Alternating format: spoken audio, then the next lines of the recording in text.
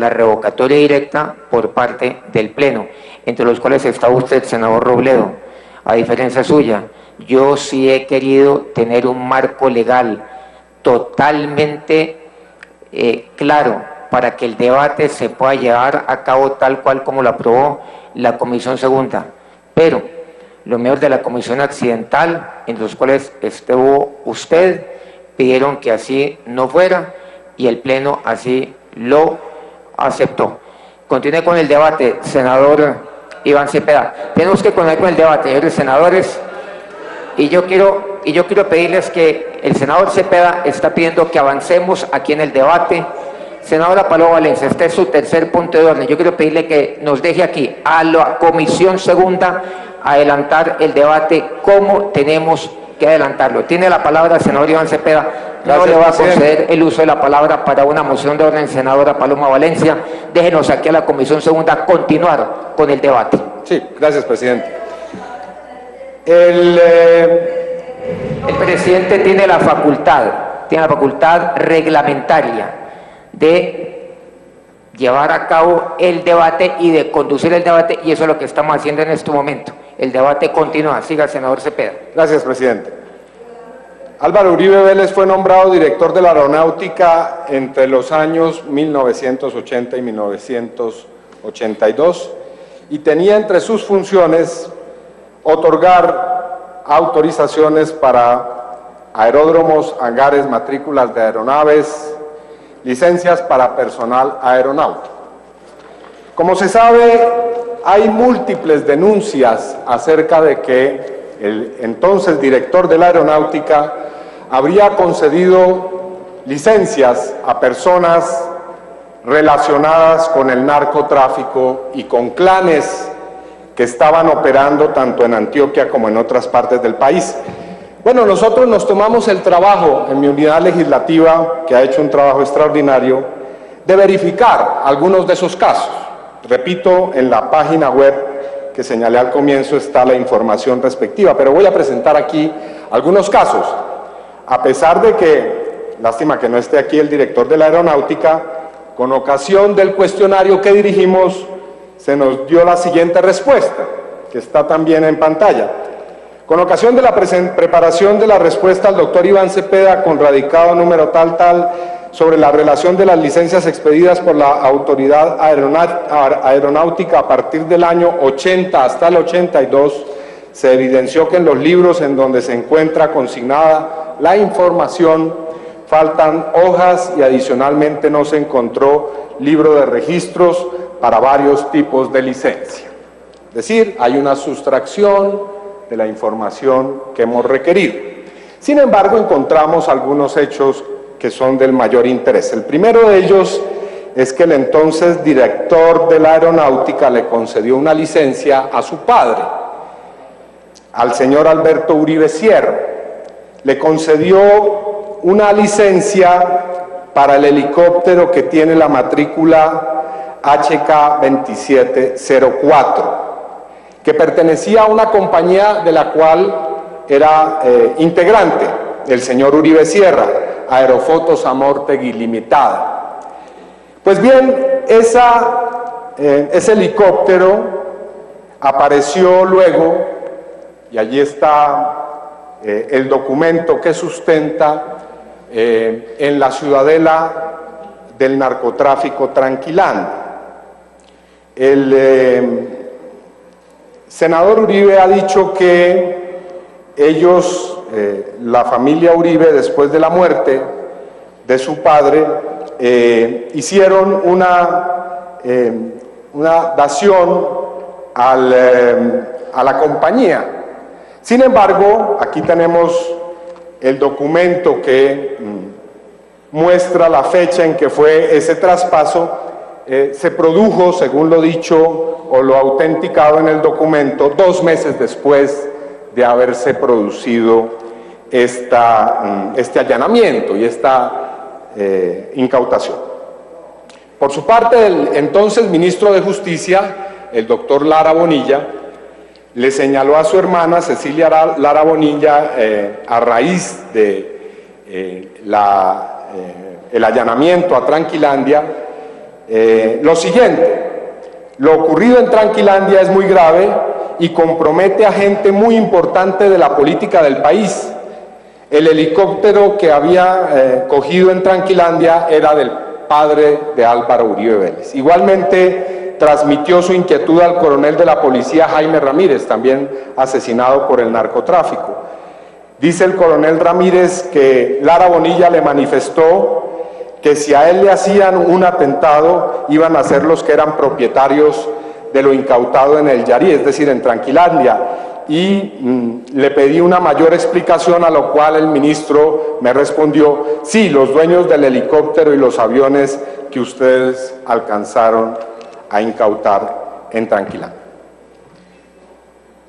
Además de esta licencia, encontramos una expedida al hermano de la señora Dolly Cifuentes Villa. Como se sabe, el clan de los Cifuentes Villa es uno de los clanes narcotraficantes más importantes que ha tenido lugar en Antioquia, al punto que logró desarrollar una red narcotraficante con el cartel de Sinaloa. Pues bien, el entonces director de la Aeronáutica le concedió la licencia 6506 al señor Héctor Cifuentes Villa, quien ha sido también señalado como parte de esta red de narcotraficantes.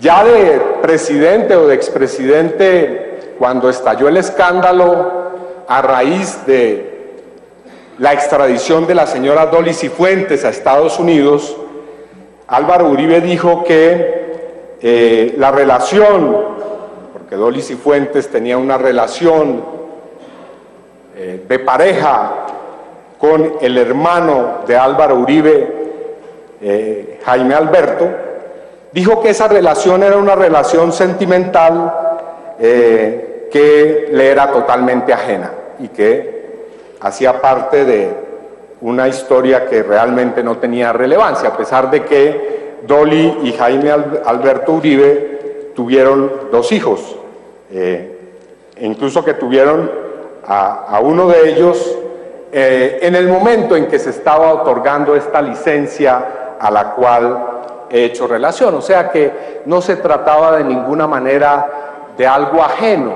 como dice el expresidente Uribe, sino por el contrario, de una relación familiar y de una relación en la cual se comenzaron a establecer también nexos comerciales. Yo pido que se muestre a continuación un documento que atestigua que Jaime Alberto Uribe hizo parte de la ganadería La Zorguita, una empresa perteneciente a los Cifuentes Villa que está en la lista Clinton y que contó con la participación de Jaime Alberto Uribe Vélez y también de Jorge Milton Cifuentes Villa y de Dolly Cifuentes Villa.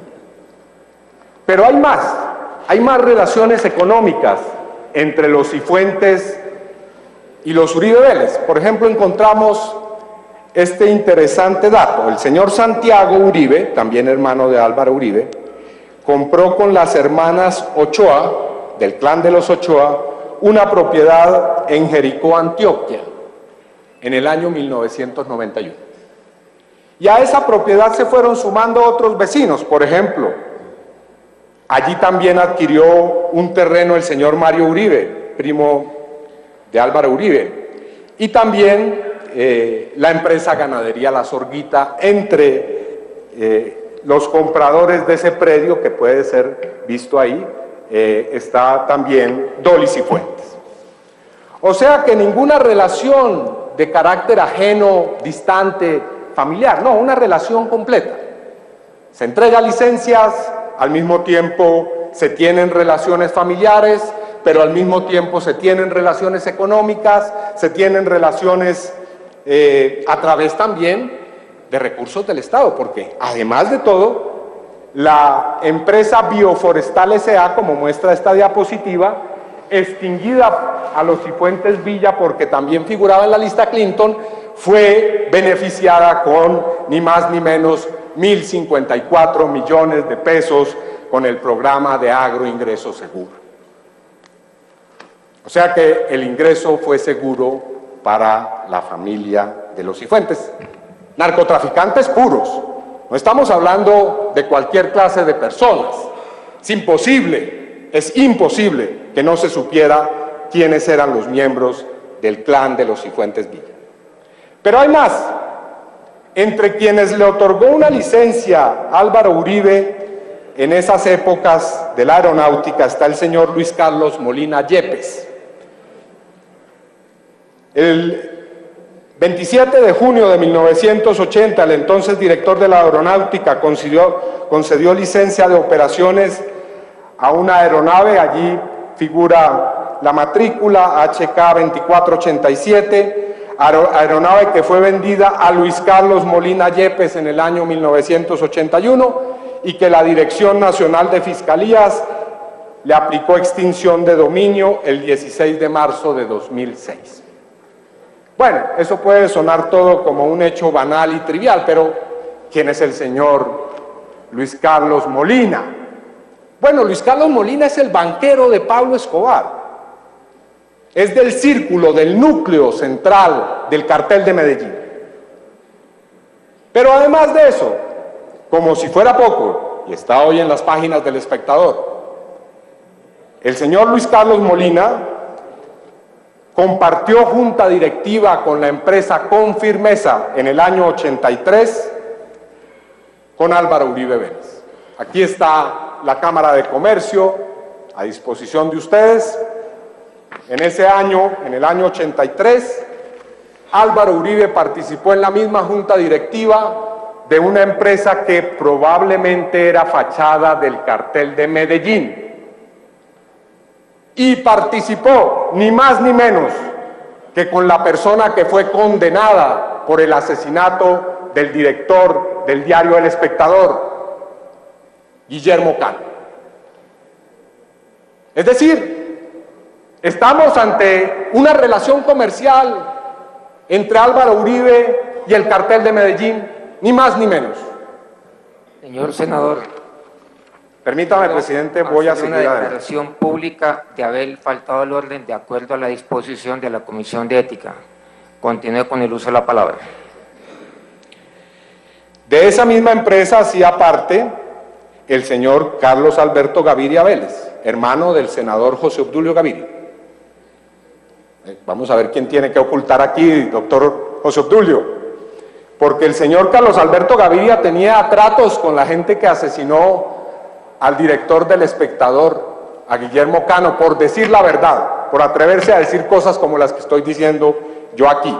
Ese fue el destino que corrió Guillermo Cano. Y por último, de las que quiero mostrar, porque hay muchas otras que ustedes pueden encontrar de estas licencias en la presentación que estoy haciendo, está la licencia al piloto favorito de Pablo Escobar, al señor Álvaro Suárez Granados.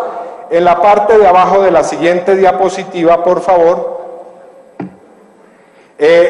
Dicen que esa diapositiva ha tenido problemas. Bueno, está ubicada la licencia. El señor Suárez Granados fue el piloto de Escobar, tenía el alias de Coco porque llevaba mucha cocaína a México, pero después pasó a ser piloto de los Rodríguez Orejuela y continuó su exitosa carrera narcotraficante en el Cartel del Norte del Valle, hasta que fundó su propia empresa de narcotráfico, es decir, toda una figura del narcotráfico. Pasemos rápidamente a otra época, la de la alcaldía de Medellín. Bueno, aquí de manera muy rápida lo voy a decir, ha sido reconocido que la salida del muy fugaz alcalde de Medellín en ese momento, Álvaro Uribe, puesto que estuvo en la alcaldía de Medellín entre agosto y diciembre de 1982, se produjo a raíz de la preocupación que manifestó el entonces presidente de la República, Belisario Betancur, con las siguientes palabras al entonces gobernador de Antioquia, Álvaro Villegas Moreno, en un libro que ha sido reseñado por María Jimena Duzán, que es autobiográfico. El entonces gobernador dice que el presidente de ese entonces, Belisario Betancur, lo llamó y le hizo en un tono airado la siguiente pregunta: ¿cómo es posible que tengamos en la alcaldía de Medellín a una persona de quien me han dicho tiene nexos con los narcotraficantes? Esos nexos no han sido negados, por lo menos algunos de esos nexos, por el propio Álvaro Uribe. En un reportaje que dio al Meridiano de Córdoba, caracterizó de la siguiente forma su relación con el clan de los Ochoa Vélez. Mi papá y don Fabio Ochoa eran amigos y rivales en ese medio, en el medio de la ganadería y de los caballos. Mis hermanos y yo participábamos en todas las ferias equinas, compitiendo contra sus hijos en los años 60 y 70. Era un mundo sano, de fincas, caballos, tiple y aguardiente y poesía. Así, de esa manera sentimental, caracterizaba en el año 2002 el candidato de ese entonces a la presidencia, Álvaro Uribe. Pero, ya dijimos, no eran relaciones simplemente de tiple, de tertulia, no, eran relaciones comerciales. Eran relaciones comerciales. Acabamos de ver en una diapositiva anterior la compra de una tierra por parte de Santiago Uribe, quien también aparece en esa fotografía, que es ya muy conocida, con las hermanas Ochoa.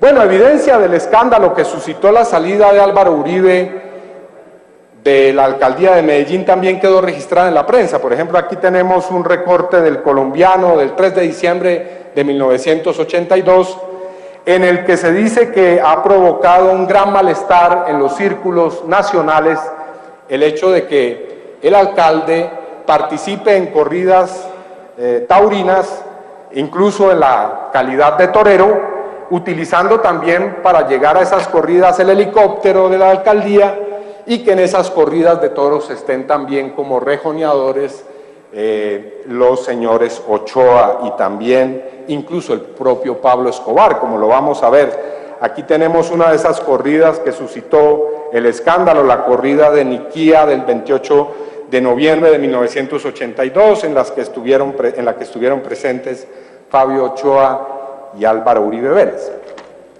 Aquí tenemos otra, esta es especial. Esta fue una corrida de toros en la que estaba como rejoneador Alberto Uribe Sierra. En el año 1983 ya se había producido el escándalo, ya había salido de la alcaldía Álvaro Uribe, pero había entrado a la empresa con firmeza con el señor Molina. Pero aquí tenemos el cartel de una de esas corridas en las que aparece anunciado que como rejoneadores en esa tarde estarán presentes Alberto Uribe Sierra y Fabio Ochoa. Pero, digamos, aquí lo particular es que esa es una corrida de beneficencia para la Corporación Medellín Sin Tugurios.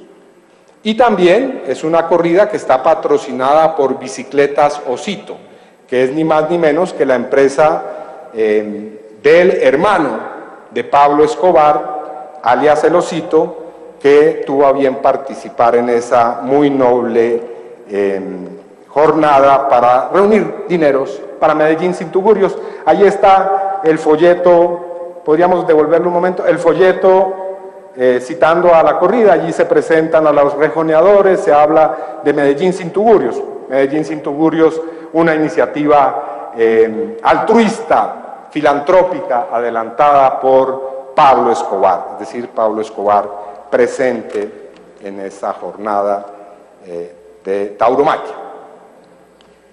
Estos hechos de alguna manera han sido también ratificados por otras fuentes.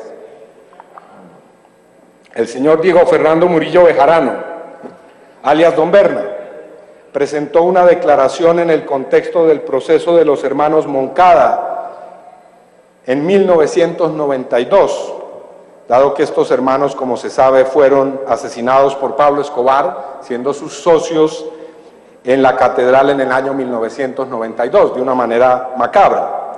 Bueno, el señor alias Don Berna, el 8 de octubre de 1992, en una declaración rendida señaló que Álvaro Uribe Vélez, Bernardo Guerra Serna y otros políticos eran las fichas del cartel de Medellín frente a la institucionalidad. Otro capítulo de esta historia: el paso por el Senado de la República durante 2 periodos de Álvaro Uribe Vélez entre el año 1986 y 1994. Bueno, aquí hay un primer hecho interesante, y es la defensa del referendo contra la extradición en el primer periodo como senador. Yo recapitulo un poco lo que ocurrió. En 1989 el presidente Virgilio Barco presentó una reforma constitucional y, cosa que no es de extrañar en el Congreso, en el trámite legislativo comenzaron a colgársele una serie de micos, entre ellos uno que causó un verdadero impacto, el llamado narcomico. En la Comisión Primera de la Cámara de Representantes, cuando estaba terminando el trámite en Cámara, el entonces congresista Mario Uribe, junto a otros congresistas, decidieron colgarle a esta iniciativa un artículo en el cual se llamaba a un referendo para que se votara si se quería o no que continuase la extradición en Colombia. Yo recuerdo que en esa época estaba en el punto más alto la violencia del cartel de Medellín, que habían sido asesinados distintos políticos y personas prominentes y que se habían producido toda suerte de atentados narcoterroristas. Bueno, pues Mario Uribe decidió poner el narcomico a circular en la Comisión Primera, cosa que apareció en la prensa como prácticamente una emboscada al Congreso, como la toma del Congreso por parte del cartel de Medellín. Bueno, en ese momento Mario Uribe dijo: no puede señalársenos de impertinentes cuando hemos pedido que sea el pueblo quien nos indique el sendero a seguir en esta guerra insoportable que amenaza la ruina en el edificio social. Bueno, eso fue un escándalo de proporciones mayúsculas. Aquí en este Congreso hay personas que estuvieron en esa época, entre ellos el doctor Horacio Serpa, era congresista en ese momento, si no me equivoco. Y esa idea generó tal reacción por parte de la opinión pública, del gobierno, que hubo una gran discusión y una gran reacción. Bueno, pues en ese momento en el que está en su punto más álgido la discusión, interviene el senador Álvaro Uribe y llama a los congresistas en el Senado a buscar una solución imaginativa para que no se hunda el narcomico.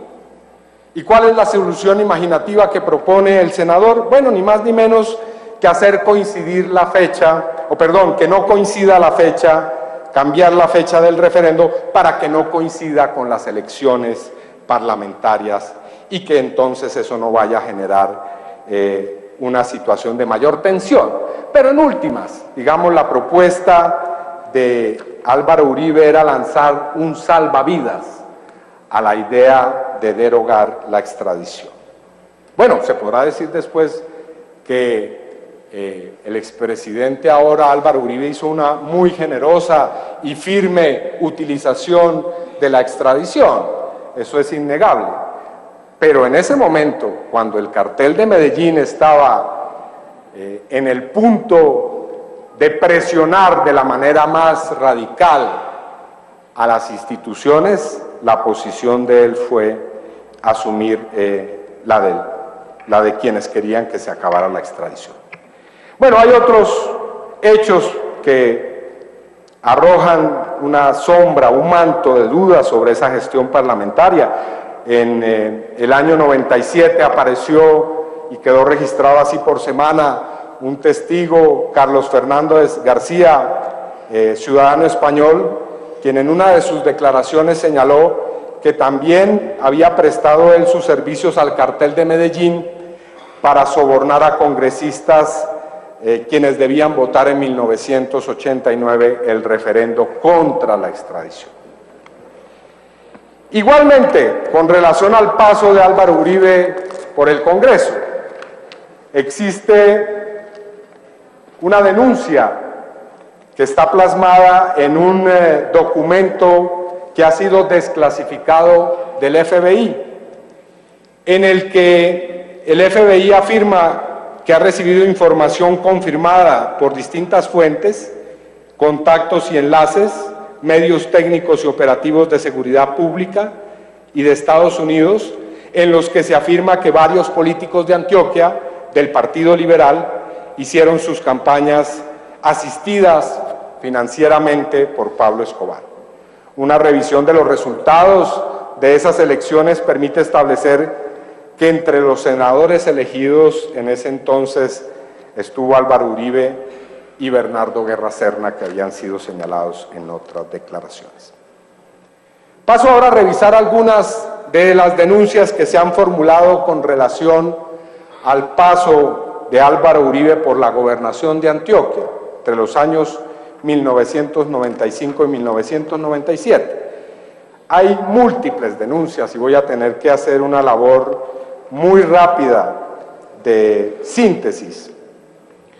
Una primera tiene que ver con el hecho de que en el paso por la gobernación, Uribe tuvo contacto directo con personas que se encontraban en el paramilitarismo. Ya se había producido la guerra contra Escobar, había surgido el grupo de los Pepes, se había producido esa escisión, una parte de los narcotraficantes del cartel de Medellín había pasado a engrosar las filas y a liderar el proceso de los paramilitares. Bueno, aquí hay una primera discusión, ¿cómo se conocieron Uribe y Salvatore Mancuso? Esta es una relación reconocida por el propio Uribe, dice él: el único paramilitar que he conocido es Salvatore Mancuso, por mi vinculación desde niño a Córdoba. Lo vi 2 veces antes de que fuera paramilitar, no desarrollé ninguna amistad con él, fueron encuentros pasajeros por razones del sector agropecuario. Esta es una entrevista del año 2006. Pero bueno, aquí tenemos también la versión de Salvatore Mancuso. Quisiera que observáramos a continuación este audio de una de las declaraciones de septiembre de 2006, rendida por Mancuso en Justicia y Paz.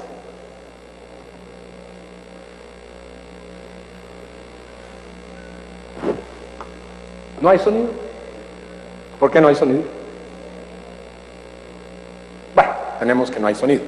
Bueno, voy a leer la declaración, dice así: sí, su señoría, me reuní con él. Él tenía unos primos, claro, la voz de Mancuso en esto le da mucho más. Pero bueno, él tenía unos primos que tenían una finca vecina a la finca de quien fue mi primera esposa, Marta de Reyes, de apellido Vélez. A través de ellos, o unos familiares de ellos, conocí al presidente Uribe. Era dueño de un caballo que corría carreras de caballos. Estoy citando textualmente. Yo era aficionado a esas carreras de caballos de callejones. Hicimos unas carreras de caballos donde asistió muchísima gente en Córdoba, en Verástegui, en la pista del aeropuerto viejo que era en Montería. Bueno, decía que él tenía parte en un caballo y corrió con una yegua que yo tenía que se llamaba La Gringa. Y en la reunión previa a la carrera, que era en una finquita al frente, que no recuerdo cómo se llamaba. Ahí estuve reunido en ese momento con el entonces, no sé si era candidato o gobernador, y fui también a la finca del señor gobernador para esa época. Quien me llevó allá, ya siendo miembro de las autodefensas, este es un segundo encuentro después de la carrera hípica, en el Uberri. Dice que en ese encuentro estuvo presente el coronel de la Policía de Córdoba, Raúl Suárez. El encuentro se desarrolló de esta manera. El coronel Suárez lo presentó y entonces le dijo a Uribe: este es Salvatore Mancuso, este es el muchacho que nos ayuda con el tema de seguridad en el departamento de Córdoba, en el tema de la lucha contra la guerrilla. Y la respuesta del gobernador Uribe fue: hola Salvatore, ¿cómo estás? Ya nos conocíamos, me alegro que estés cumpliendo con estas funciones, cuidando y apoyando.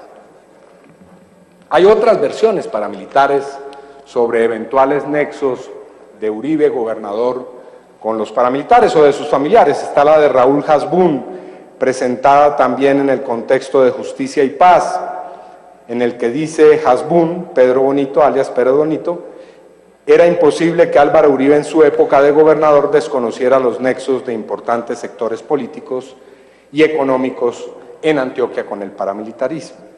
También la versión de alias Don Berna y otras más. Pero aquí hay un detalle importante. Gustavo Petro, en su momento de congresista, presentó en uno de sus debates, el debate que hizo sobre Antioquia, este texto de Viper, que fue encontrado en un sitio que se llama el Parqueadero de Padilla, que era el centro contable de los paramilitares en el centro de Medellín. Bueno, allí se encontraron cables de Viper y uno de esos cables se lo dirigió el jefe de la contabilidad de los paramilitares, Jacinto Soto Toro, alias Lucas, a otro paramilitar, Luis Alberto Villegas, con el siguiente texto: te recuerdo llamar al gobernador, presentarme y que yo lo visito esta tarde. Bueno, ahí está el Viper, pero después tenemos la declaración, siguiente diapositiva o no, en la que el señor Eber Velosa, alias HH, una declaración de Justicia y Paz de julio del 2012, asevera que el gobernador se comunicaba a través de Viper para concertar reuniones con gente como alias Lucas, el jefe de contabilidad de los paramilitares. Las denuncias sobre las asociaciones de seguridad Convivir también son numerosas. Yo voy a evitar hacer una recapitulación de todas esas denuncias, pero lo que sí voy a hacer es señalar qué es lo que ha establecido la justicia, porque estos ya no son asuntos que sean simplemente de discusión, de controversia. Hay sentencias ya de la justicia que señalan lo siguiente. Por ejemplo, la sentencia proferida contra Freddy Rendón Herrera por la Sala de Justicia y Paz del Tribunal Superior de Bogotá en diciembre de 2011.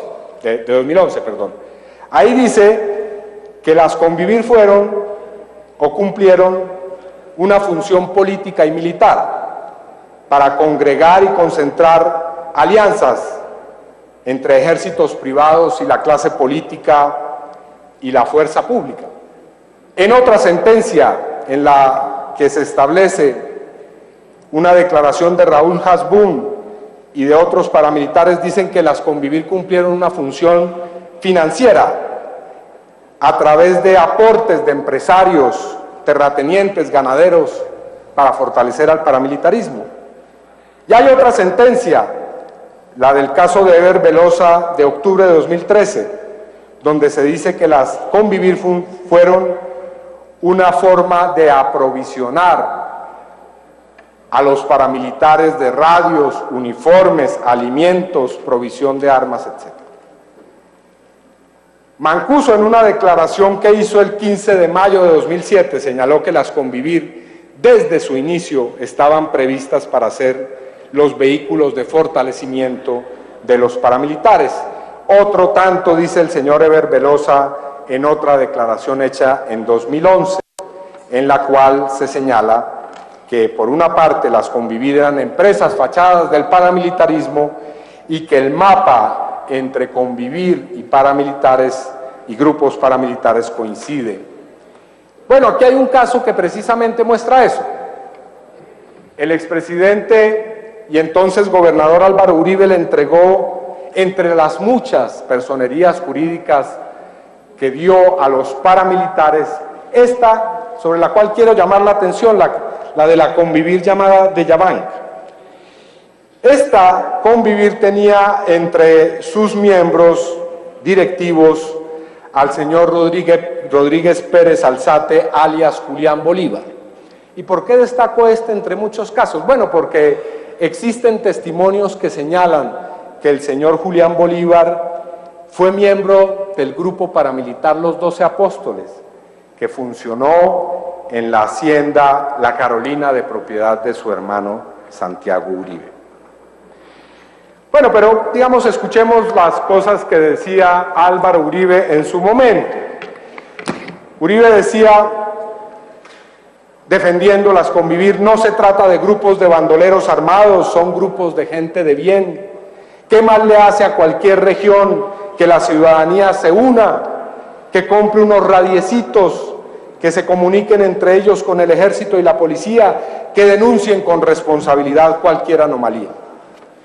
No, la intención no era dotar de radiecitos a las Convivir, como lo vamos a ver. Yo quisiera que pongan, por favor, una publicidad promocional de las Convivir en Antioquia. Gracias al apoyo del gobierno departamental, Antioquia es la región que tiene el mayor asentamiento de convivires con calidad en el país. Hoy son más de 70 asociaciones con 15.000 personas vinculadas. Para este año existe la esperanza de tener a 60.000 hombres asociados apostándole a la paz. Las Convivir facilitan la integración de la ciudadanía con la fuerza pública, con la fiscalía. Bueno, la aseveración era que las Convivir estaban hechas para entregarle información a la fiscalía, pero resulta que no hay ninguna denuncia de las Convivir a la fiscalía. No se hicieron denuncias de la Convivir a las fiscalías. En cambio sí hay, por ejemplo, una declaración del jefe paramilitar, alias JL, en Justicia y Paz, diciendo que en una versión libre, que el entonces gobernador de Antioquia, Álvaro Uribe, había solicitado a través de Carlos Castaño que se instruyera gente buena para las Convivir a nivel nacional. Así se distribuyó la gente por todo el país, según este jefe paramilitar. Bueno, que la intención no era dotar de radios simplemente a las Convivir, apareció en varios hechos. Uno de ellos, en una gran discusión que se suscitó entre la revista Alternativa, su directora María Teresa Herrán, y el propio gobernador Uribe. En esa discusión se evidenció que Alternativa decía que había llegado una muy importante o muy poderoso, mejor, arsenal para dotar a las Convivir.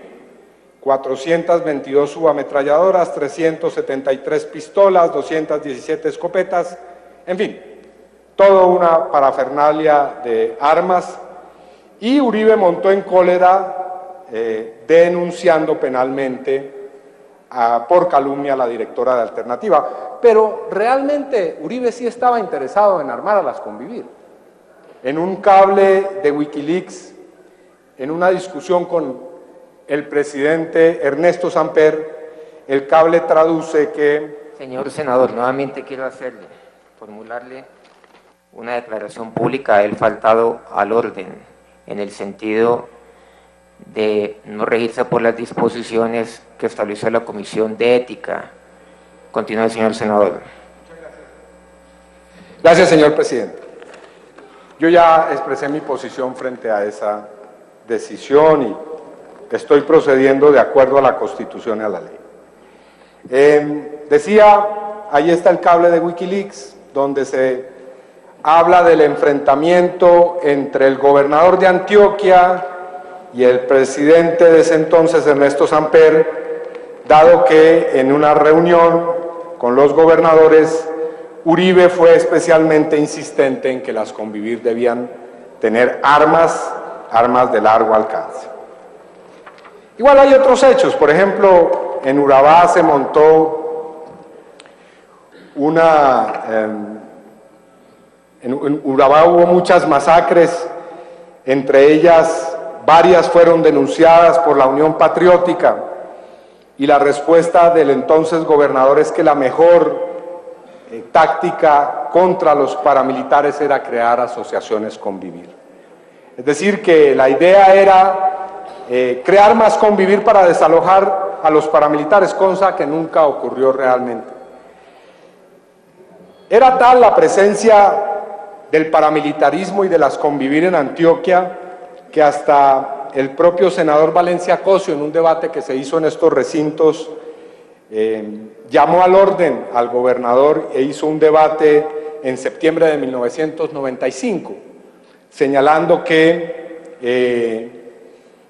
lo que se había logrado a través de las Convivir era un crecimiento exponencial de las estructuras paramilitares. Y para mostrar la actitud complaciente, por lo menos complaciente, de la gobernación de Antioquia, el entonces senador Valencia Cosio citó al secretario de gobierno de Álvaro Uribe, Pedro Juan Moreno, quien dijo que hay una clara orientación del gobierno departamental para que se entreguen armas a los ciudadanos. A la gente hay que armarla, dijo Pedro Juan Moreno. La solución es a sangre y fuego, y las cooperativas Convivir pueden ser un instrumento útil en ese sentido. Más claro no canta el gallo, dijo en ese entonces Valencia Cosio. Que esa presencia de Convivir y paramilitares tenían un efecto en Antioquia evidente, lo muestran las propias estadísticas de la Comisión del Centro Nacional de Memoria Histórica. Allí está el crecimiento de 371% de las masacres en Antioquia en los años de Álvaro Uribe como gobernador. Y las denuncias, repito, afloraban. Tenemos el video, ¿ese tiene sonido? ¿No? ¿Sí? La denuncia de Aida Bella ante la Comisión Interamericana de Derechos Humanos sobre la situación en Urabá durante los años en los que las Convivires y los paramilitares hacían presencia en esa zona. Yo le escribí al gobernador diciéndole: señor gobernador, hay una cantidad de problemas, nos matan la gente en Urabá, estamos completamente desesperados, no sabemos a quién acudir, etcétera, etcétera. Y le decía, entre otras cosas, lo que la gente nos había dicho, que en la finca, en alguna de las fincas de su secretario de gobierno, el señor Pedro Juan Moreno, en esa finca se entrenaban grupos paramilitares. Allí se entrenaban grupos paramilitares, y creí que era necesario decirle al gobernador del departamento: señor gobernador, por favor, haga algo, esto no puede ser. Nosotros aspiramos a que en Urabá dejen de matar a nuestra gente. Eran muertes muy dolorosas, y me impulsó a esto la visita de una mujer que llega un día a mi oficina en el consejo y me dice: Aida, vengo de Urabá. Se sienta y me dice: en la diagonal San Jorge, creo que es del municipio de Apartado, bajaron obreros de los buses que venían de trabajar. Han llamado a 2 compañeros y le quitaron la cabeza con un machete. Los colocaron en unas estacas en la diagonal San Jorge, pusieron su cabeza y hacían parar los otros buses de los obreros para decirles: si ustedes siguen en el sindicato les va a pasar esto. El gobernador de Antioquia sabía que llegaban los mochacabezas. Desde luego, esa época, los mochacabezas, que fue tan terrible, ahí usted tan lamentable. Si el gobernador le respondió algo por estas denuncias. Sí, que me respondió. El señor gobernador, hoy presidente de la República, me responde: su carta de hoy es una irresponsable acusación que expone nuevas víctimas a los riesgos de la guerra. Permítame no igualarme en su irresponsabilidad. Atentamente, Álvaro Uribe Vélez, gobernador de Antioquia. No eran preguntas por lo que estaba pasando, por las denuncias, ni por la gravedad de la situación en Urabá, no. Era una especie de advertencia a la presidenta de ese entonces de la Unión Patriótica. Otros hechos marcaron la gobernación de Antioquia, el paso de Álvaro Uribe por la gobernación de Antioquia de una manera muy fuerte, como por ejemplo la personalidad de Jesús María Valle, el defensor de derechos humanos que se atrevió a denunciar la masacre del Aro y de Ituango. El defensor de derechos humanos, José María Valle, dijo en una declaración ante la Fiscalía que existía un acuerdo tácito o una especie de comportamiento omisivo urdido entre el comandante de la 4ª Brigada del Ejército, el comandante de la Policía y Álvaro Uribe Vélez, con Pedro Juan Moreno y Carlos Castaño. Pocos días después de esa declaración fue asesinado el defensor de derechos humanos. Pocos días antes también Uribe lo catalogó de enemigo de las Fuerzas Armadas. Esos son hechos conocidos. Menos conocida es la declaración de alias Don Berna el 17 de agosto de 2011, en la que dice que él presenció cuando estuvo presente Pedro Juan Moreno en el campamento de Carlos Castaño, cuando Pedro Juan Moreno, en calidad de secretario de gobierno de Álvaro Uribe Vélez, le pidió a Carlos Castaño que ellos asesinaran a Jesús María Valle para evitar que él siguiera denunciando a políticos y militares. Declaración debidamente consignada en Justicia y Paz. Ahí está la declaración rápidamente. Juan Moreno va a un sitio que se llama 53, que es una finca a la entrada de un corregimiento que se llama El Volador, y allí le comenta a Carlos de que esta persona está haciendo una investigación en la cual va a afectar a militares y a algunos miembros del gobierno, y además es una persona que hace parte de la estructura de la FARC. Y Carlos dice que no hay problema, que él resuelve esa situación. Bueno, no es muy buena la calidad del sonido, pero está claro el contenido de la declaración. Bueno, llegamos al momento de los dos periodos presidenciales de Álvaro Uribe Vélez. Voy a hacer un muy rápido recuento y después, para terminar, presidente, para no alargarme, como lo anunciaré, un breve análisis sobre estas declaraciones y todos estos documentos. Sí, señor senador, bueno, lleva 1 hora en el uso de la palabra. Sí, yo continúe. No voy a utilizar más de 20 minutos para terminar. Lo primero, la primera campaña para la elección presidencial. Bueno, el primer hecho es que, cabe decirlo, quien lanzó en Medellín la campaña a la presidencia de Álvaro Uribe Vélez, entre otros, fue el patriarca Fabio Ochoa, el jefe del clan de los Ochoa, en una manifestación pública que quedó debidamente reseñada en los medios de comunicación. Yo pediría que se ponga la diapositiva donde está Anita, sí, gracias.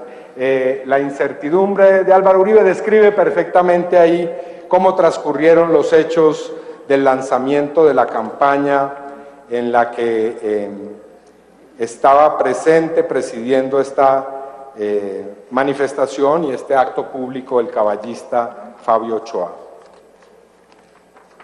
Existen numerosas versiones del apoyo que dieron los paramilitares a la primera campaña electoral. De ellas quiero mostrar una que considero fundamental, que es la del señor Mancuso en una declaración de septiembre de 2012 en Justicia y Paz.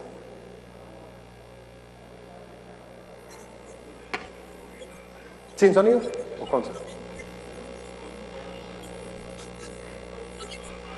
Sin sonido. Bueno, yo no sé qué pasa aquí con la técnica, a veces funciona, a veces no funciona. Bueno, en esa declaración, señor Mancuso dice que fue a visitarlo el secretario de gobierno de Álvaro Uribe Vélez, señor Pedro Juan Moreno, a expresarle la preocupación que tenía la campaña presidencial porque estaban ocurriendo muchas acciones con objetivo múltiple, entre comillas, es decir, muchas masacres, y a pedirle al señor Mancuso y a los paramilitares que por favor le bajaran a las masacres y que a cambio, en un trueque razonable, Uribe podía adelantar un proceso de paz con estos grupos. Esa declaración, en esa misma declaración, Mancuso señala que en el año 2001, después de esa visita, se hizo una cumbre de las autodefensas en la que se tomó la decisión, la doble decisión, de, en primer lugar, bajar el número de acciones de carácter múltiple y, en segundo lugar, de respaldar en todos los frentes y bloques de esta organización criminal a Álvaro Uribe y sus candidatos. Bueno, aquí hay una muestra de que probablemente fue esa la petición que logró este resultado, que ha sido documentado por el Centro de Memoria Histórica. Entre el año 2001 y 2002 hubo una caída del 55% de las masacres en todo el territorio nacional y con particular énfasis en Antioquia. En otra versión, Mancuso señala que como parte del desarrollo de la campaña se produjo la iniciativa de una reunión en Tierra Alta, Córdoba, con Álvaro Uribe, pero que en último momento, después de que se consideró si se iba o no se iba, si se iba a hacer presencia o no se iba a hacer presencia en esa reunión, Álvaro Uribe decidió no ir y dijo que si se reunían Mancuso y él, eso frustraría su posibilidad de ser presidente. Aquí está la alegre comitiva que va a Tierra Alta, y está el señor candidato con la señora Eleonora Pineda y el señor Miguel Alfonso de la Espriella, quienes han sido condenados por sus vínculos con el paramilitarismo. Pero bueno, de esa visita a Tierra Alta quedó otra huella, y es que el candidato Juan Camilo Restrepo hizo también el intento de ir a Córdoba y de ir a Tierra Alta por la misma época, pero dijo que los paramilitares le habían impedido llegar a Tierra Alta. Después puso una denuncia ante las autoridades competentes y dijo que en la gira que he realizado por 20 departamentos he recibido información de que los grupos paramilitares están obstaculizando la acción política plural y solo permiten proselitismo electoral a los aspirantes impuestos por estas organizaciones ilegales de extrema derecha. Miguel Alfonso de la Espriella y Eleonora Pineda han también testificado diciendo que tuvieron reunión con Uribe, el candidato Uribe, en el Ubérrimo, hablando de cómo desarrollar este pacto de apoyo de los paramilitares y un eventual proceso de paz. Pero también hay otras declaraciones. El señor alias Don Berna, el señor alias El Alemán, dice que invirtieron 2.000 millones de pesos en la campaña. El señor Báez, la señora Nilce López. La señora Nilce López dijo que había puesto dineros en la campaña y lo reconoció el candidato Álvaro Uribe. Dijo que había una donación de la señora Nilce López. A mí me llama la atención que a veces en las entrevistas públicas, cuando se hace relación a este hecho, el hoy senador, que tiene una memoria sorprendente, suele decir, bueno, esa señora, y digamos, tal vez simular que olvida su nombre, pero no, él tiene una relación de larga data con la señora Nilce López. No son personas desconocidas. Pero bueno, más allá de cualquier situación con relación a testimonios, con relación a afirmaciones, a denuncias, aquí en este mismo Senado, la senadora Claudia López hizo hace unos días unas afirmaciones sobre las elecciones atípicas, cuando el Centro Democrático, la senadora Paloma Valencia, hizo un debate sobre la campaña electoral anterior. Y hablando del método que ha aplicado para medir los resultados electorales, señaló que en las elecciones de 2002 y en las elecciones de 2006, sin lugar a dudas, como nunca antes se había producido la victoria de un candidato en los municipios con influencia y presencia paramilitar. Bueno, aquí cabrían otros hechos. Ya aquí en esta plenaria destaqué una denuncia de Ernesto Báez sobre la manera en cómo Uribe le dio la orden, según él, de venir aquí al Congreso a hacer una intervención. las declaraciones de los paramilitares, que son múltiples también, sobre el hecho de que se habría presentado un complot entre paramilitares, DAS y la Presidencia de la República para coartar las investigaciones en materia de parapolítica y particularmente la que tiene que ver o la que tuvo que ver con el senador Mario Uribe. Bueno, no son solo afirmaciones de los paramilitares, la señora Marta Leal y otros 6 o 7 miembros del DAS han reconocido esas alianzas, entre ellos el señor Fabio Duarte Traslaviña, Fernando Alonso Tavares, ya mencioné a la señora Leal, la señora Albaluz Flores, que se ha hecho célebre con su alias de Matajari, el señor Jorge Alberto Lagos y otros. Y bueno, en ese sentido, por supuesto, es evidente la intención de que la señora María del Pilar Hurtado no vaya a llegar a los estrados judiciales colombianos. Por último, para cerrar esta sección, ojalá que haya sonido, espero, quisiera presentar unas últimas 2 declaraciones sobre la manera ya no en que se apoyó la candidatura o se intentó frustrar las investigaciones, sino sobre encuentros directos entre Álvaro Uribe y paramilitares y también de la manera en cómo fue utilizada la escolta presidencial. Después de esto, en 10 minutos redondeo, presidente. Doctor, yo acordándome de un hecho que pasó en el 2003 en Barbosa. Sí, señor. Que el señor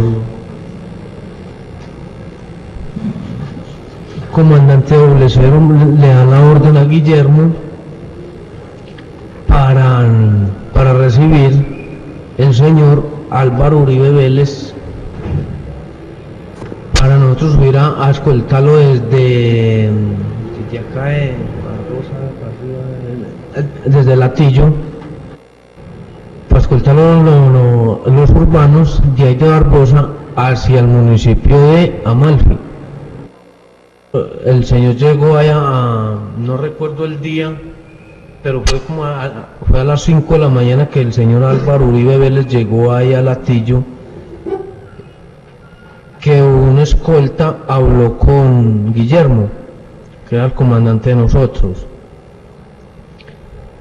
que nosotros damos la seguridad de él para llevarlo hasta Amalfi, donde estaba el señor Carlos Castaño, el señor Rodrigo Doblesero y Móvil 8, que era el comandante de allá de Amalfi. Sí. Y entonces ya nosotros lo llevamos hasta la casa de Móvil 8, hasta Amalfi, que queda la casa del señor Móvil 8, quedaba ahí en todo el centro de Amalfi. Fue una casa pues elegante. Y nosotros lo arrimamos por allá 25-30 metros, donde el señor Carlos Castaño, Rodrigo Doblesero, Móvil 8 estaban ahí en la calle esperando al señor Álvaro Uribe. Yo vi cuando se dieron la mano, se abrazaron y no sé más de ahí qué pasó, porque de ahí, pues como es por despiste a los civiles, la policía se nos vino y ya nosotros arrancamos otra vez para los lados de Barbosa. Sí, podríamos ver el siguiente. Esta es otra declaración similar a cómo se usa un hermano de el servicio de escoltas del presidente, eventualmente. Él, que era el comandante de la avanzada de la seguridad de Uribe, hermano de Juan Carlos Rodríguez, que se llamaba Camilo Rodríguez, o lo conocí como Camilo, hermano de... ¿Y era de la avanzada de quién? Del presidente Álvaro Uribe. Para mediados de septiembre, agosto, finales de agosto, septiembre, Uribe va a ir al departamento llega él, me contacta y me dice que le demos toda la información de la guerrilla que tengamos, toda la información que más tengamos, o sino que activemos un plan de inteligencia rápido para saber, para darle ese informe y tener ellos la seguridad de él. Alias Macaco movía a su gente por el país con el grupo de avanzada de seguridad del presidente Álvaro Uribe, según el testimonio que el narcotraficante dio a la Fiscalía en la investigación al jefe de seguridad del entonces presidente Álvaro Uribe. Gregorio Pérez. Silvia, el también paramilitar, dijo que el general Flavio Buitrago tenía una asignación mensual de 15 millones de pesos desde que dirigía la policía de Antioquia. Los paramilitares del bloque Central Bolívar se movían por todo el país, aprovechando la acreditación del entonces coronel Flavio Buitrago Delgadillo como jefe de seguridad del presidente Álvaro Uribe Vélez. Así lo da a entender la Fiscalía en los testimonios de Carlos Mario Jiménez alias Macaco, extraditado jefe del bloque central, que transcribe la resolución de acusación del pasado 22 de agosto en contra del oficial retirado. Entre nosotros le decíamos la avanzada de presidencia y podía ellos viajar por el país sin reportarle a nadie. Y allí es donde ellos colaboraban con la organización de las autodefensas en nuestros movimientos de gente, con quien el contacto era por medio de Héctor Edilson Duque Ceballos, alias Monoteto. Alias Macaco declaró en diciembre pasado que la relación del general Flavio Buitrago con los paramilitares se inició en 1996, cuando era comandante de la policía de Antioquia y Álvaro Uribe era gobernador. Desde la época de 1996 que pago yo estas nóminas y el coronel Buitrago nos colaboraba en todo lo que necesitábamos. Por ejemplo, informaciones, seguimientos, interceptaciones, retenciones. Esa era la forma a la que ellos o a la policía en el momento se le pagaba el servicio. Preguntado por la Fiscalía si aún siendo jefe de seguridad del presidente Uribe, el coronel Buitrago conservó la relación con el bloque Central Bolívar, Macaco aseguró que su encargado de la nómina le seguía pagando. Héctor Edilson Monoteto lo tenía al coronel Buitrago en la nómina del bloque Central Bolívar, estando él en Bogotá. El general Flavio Buitrago fue acusado por la Fiscalía de los delitos de enriquecimiento ilícito de particulares y lavado de activos.